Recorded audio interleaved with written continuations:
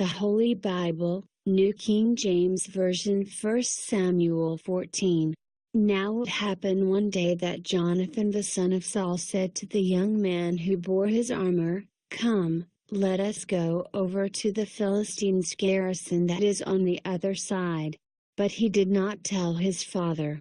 And Saul was sitting in the outskirts of Gibeah under a pomegranate tree which is in Migron. The people who were with him were about 600 men.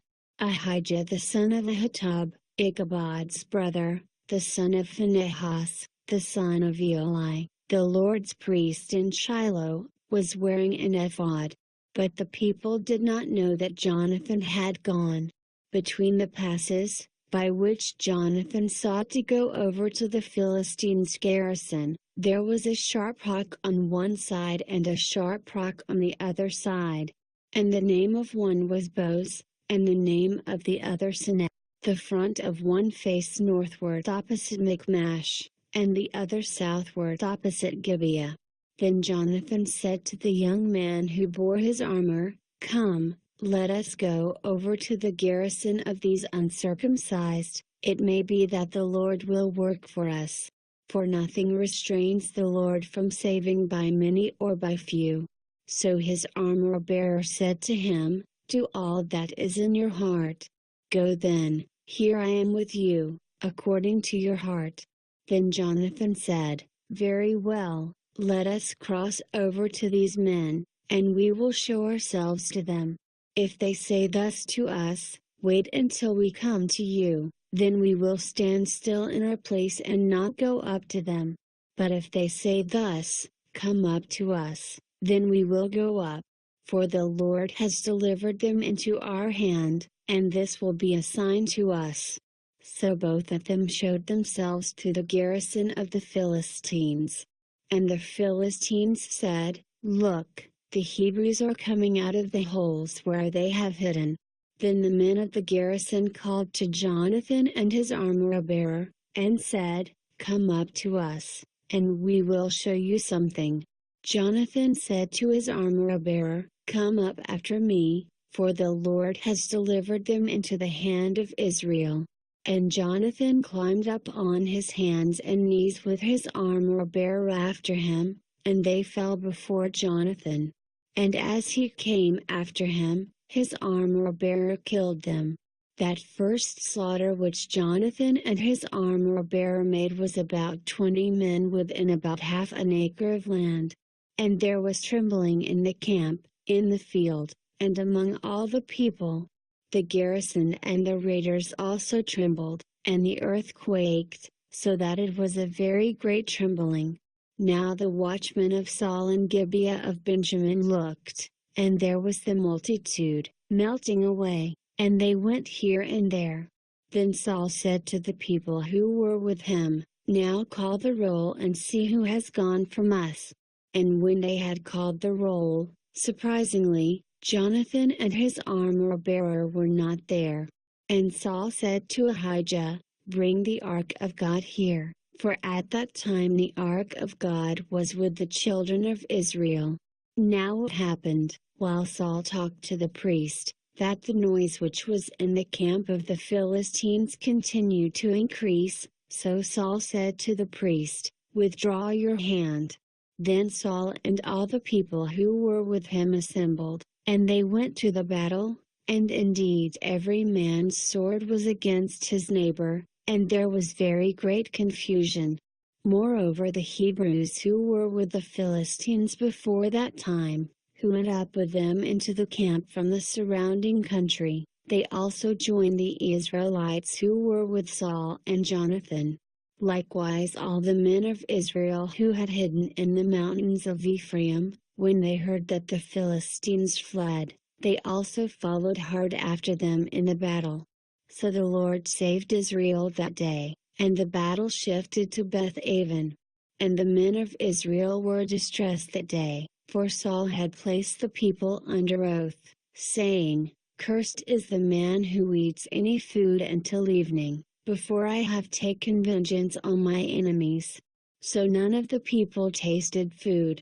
Now all the people of the land came to a forest, and there was honey on the ground. And when the people had come into the woods, there was the honey, dripping, but no one put his hand to his mouth, for the people feared the oath. But Jonathan had not heard his father charge the people with the oath, therefore he stretched out the end of the rod that was in his hand and dipped it in a honeycomb, and put his hand to his mouth, and his countenance brightened. Then one of the people said, "Your father strictly charged the people with an oath, saying, 'Cursed is the man who eats food this day.'" And the people were faint. But Jonathan said, "My father has troubled the land. Look now, how my countenance has brightened because I tasted a little of this honey. How much better if the people had eaten freely today of the spoil of their enemies which they found. For now would there not have been a much greater slaughter among the Philistines?" Now they had driven back the Philistines that day from Michmash to Ajalon. So the people were very faint. And the people rushed on the spoil, and took sheep, oxen, and calves, and slaughtered them on the ground, and the people ate them with the blood. Then they told Saul, saying, "Look, the people are sinning against the Lord by eating with the blood." So he said, "You have dealt treacherously, roll a large stone to me this day." Then Saul said, "Disperse yourselves among the people, and say to them, 'Bring me here every man's ox and every man's sheep, slaughter them here, and eat, and do not sin against the Lord by eating with the blood.'"